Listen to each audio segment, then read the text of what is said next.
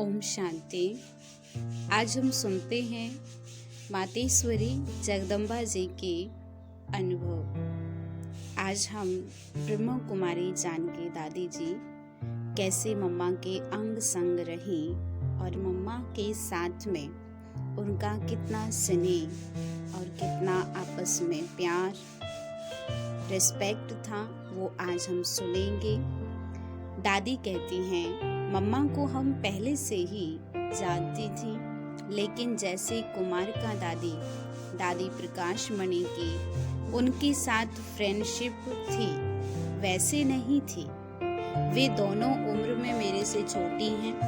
मम्मा बहुत एक्टिव थी, वह हम लोगों से न्यारी थी, परंतु जब ओम मंडली में पहली बार हमने देखा तो बहुत आश्चर्य हुआ।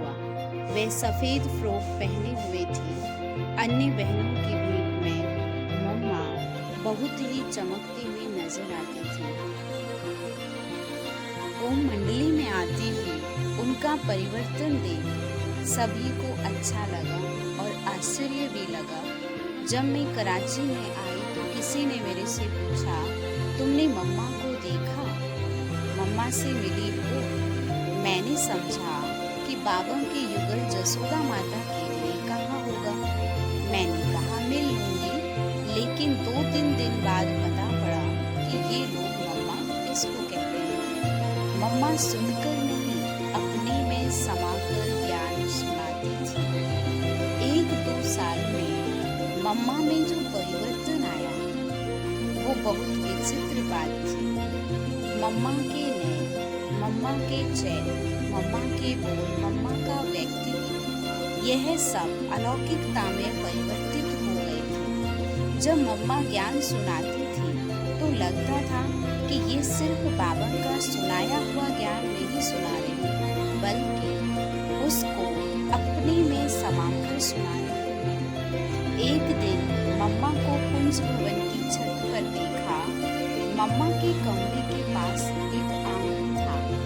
जब भी मैं मम्मा को देखती तो यह या तो छत पर या आंगन में कुर्सी पर बैठ चांदनी में बाबा से योग लगाते हुए दिखाई पड़ती थी। मम्मा को तपस्या करते हुए देख मुझे बहुत प्रेरणा मिलती थी। मम्मा जब मुरली चलाती थी तो हम लोग ऐसे तन्मय होकर के सुनते थे कि मूर्तिवत हो जाते थे। मुरली देर घंटा चलती थी, हम भी एकाग्रता से बैठ सुनते थे। मम्मा की मुरली इतनी प्यारी थी कि बात मत करो। पूरे यज्ञ में देखा जाए तो मम्मा बहुत कम बात करती थी। मम्मा का मुझे बहुत अच्छा लगता था। उस समय मैं भी बहुत कम बात करती थी। अंतर्मुखता यह प्रेरणा जानकी दादी कहती है, मैंने मम्मा से प्राप्त की। दूसरों के साथ बहुत कम संपर्क रखती थी। कभी दीदी के साथ थोड़ा बहुत बात करती थी। बातों में मैंने दीदी से यह कहा था, मैं मम्मा से डरती हूँ, इसीलिए नहीं कि मैंने कोई गलती की थी, लेकिन ऐसे ही उनके पास जाने में थोड़ी झिझक होती थी। यह बात मम्मा को मालूम पड़ी। एक दिन मम्मा ने मेरा हाथ पकड़ा और कहा, क्या जनक तुम मेरे से डरती हो? तो मैंने कहा, डरती नहीं हूँ, लेकिन कभी बात नहीं करती हूँ ना, इसीलिए ऐसा कहा था। मम्मा ने कहा, अच्छा चलो आज आपसे ज्ञान की उड़ेहान करेंगे। मम्मा हरेक के साथ इतना प्यार से और रिगार्ड से बात करती थी कि सबका मन भर आता था। मम्मा बोलकर नहीं, खुद करके सिखाती थी। मम्मा कहती थी कि जो गलती एक बार कर दी वो दूसरी बार नहीं होनी चाहिए। मैंने यह गांठ बांध ली कि मैं मेरा रिकॉर्ड ऐसा रखूं जो दोबारा मम्मा से शिक्षा नहीं लेनी पड़े। मम्मा कभी भी कोई कार्य बोलकर नहीं सिखाती थी, खुद करके सिखाती थी। एक बार हम सुबह 4 बजे नहीं उठे थे, क्योंकि लौकिक जीवन में तो हम जल्दी उठते नहीं थे। ओम मंडली में आने के बाद ही सुबह जल्दी उठना सीखा। मम्मा 4 बजे आकर के देखती थी, कोई नहीं उठा तो वे धीरे धीरे सीढ़ी उतरकर किचन में चली जाती थी।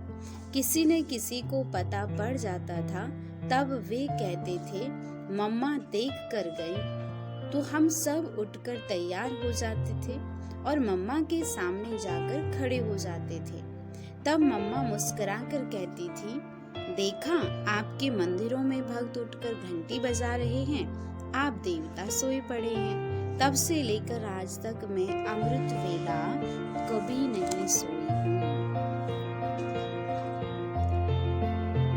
जानकी दादी कहती कि भोजन को कैसे स्वीकार करना चाहिए, ये मम्मा ने हमें सिखाया। मम्मा कहती थी भोजन क्या है, कैसा है, मम्मा कभी नहीं देखती थी। जो मिला उसी को प्यार से स्वीकार कर लेती थी। कभी यह नहीं कहा कि आज नमक कम है, आज नमक ज्यादा है, आज सब्जी अच्छी नहीं है, आज अच्छी है। खाने के समय मम्मा कभी इधर उधर नहीं देखती थी, ऐसे चुपचाप बैठी, खाया और चली गई। भोजन को प्रसाद के रूप में स्वीकार करती थी।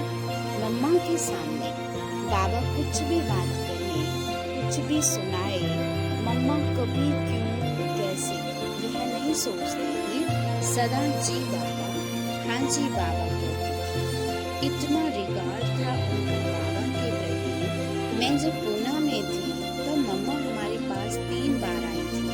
बाबा के हर बोल पर मम्मा का अटूट विश्वास था। एक बार किसी ने मम्मा से पूछा, मम्मा पहले बाबा कहते थे कि जहाँ जीत वहाँ जाए, आजकल बाबा उसके बारे में कुछ बोलते नहीं हैं, आपका क्या विचार है? तब मम्मा बोली, मेरा विचार कहाँ से आ गया, जो बाबा ने कहा है वही हम सबका विचार है। मम्मा ने कभी अपनी बुद्धि का अभिमान नहीं किया।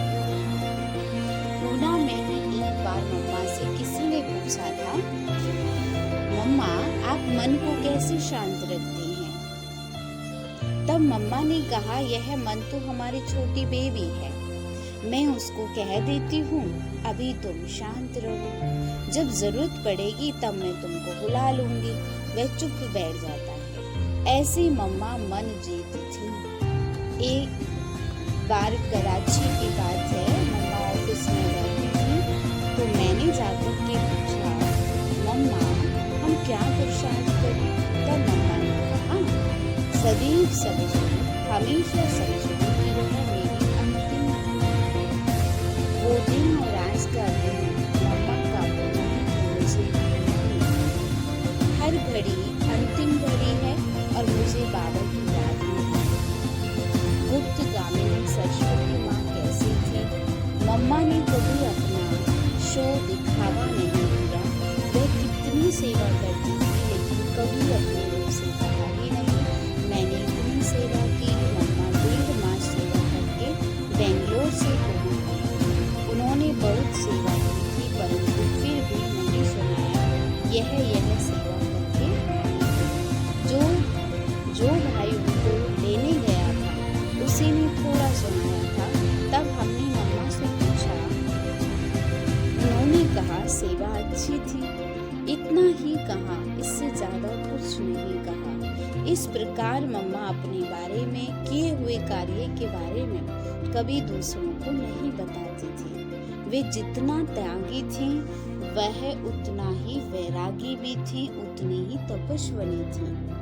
मम्मा को मैंने राधे के रूप में भी देखा, सरस्वती के रूप में भी देखा, काली के रूप में भी देखा और जगदम्बा के रूप में भी देखा। मम्मा की शिक्षा देने की गजब की विधि थी। बाबा सभा में अर्थात क्लास में सभी के सामने समझाते थे। किसी को व्यक्तिगत रूप में शिक्षा देनी होती थी तो उनको बाबा पत्र लिख देते थे, लेकिन मम्मा का समझाने का तरीका अलग था।